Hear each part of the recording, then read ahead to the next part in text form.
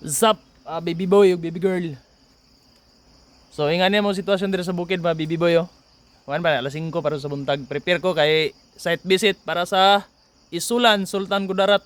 Mga 4 hours po ang biyahe ani. Pakita lang ko da sa luyo ang kuan. Dili na mao kung ipakita kanang itong nay pulos. View sa luyo, tanawa.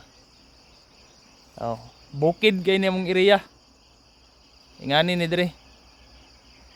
So, ang akong gamit din na kuryente, solar lang. Kita nimo na. Sigas-sigas loyo. Off-grid ang tawag na mga baby boy. So, meaning anong off-grid, wala na naka-line sa kuan sa kuryente sa kanang active current ba.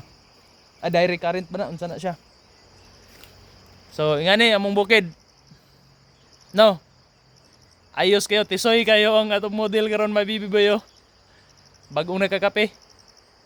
So, ingani lang. Palibot oh, fags kayo. Oh, tara tong kwan. Mahal sa buhay. Kana sa boss, mo na tong sapa diha. So, alas 5 sa buntag, ingani atong sitwasyon diri sa bukid. Labi na ang panahon kay medyo tugnaw pod. So, ingani ra. So, karon taon-taon biyahe tag Isulan. Sultan Kudarat para sa site visit para sa modular cabinet and countertop.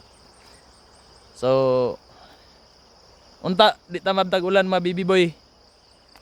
Oh, mo na mo ang balay dia, dili ko gayon nice pero makatulga na. So ingani ra kung kinabuhi diri sa bukid. Oh, solar lang atong gamit po diri, way kuryente. Oh. Grabe ka bugnaw diri sa panahon. As 4 kadlaw nagkape ng baby boy. Kay para presko. Presko ng kape. Oh, grabe pag sa loyo. Yo kayo. Sapa dia sa boss. Pero kanang kalubihan baligya antara ko na pero may di palit. Ako na lang gi sanggi ang lubi. Sa mura na to may pulos video.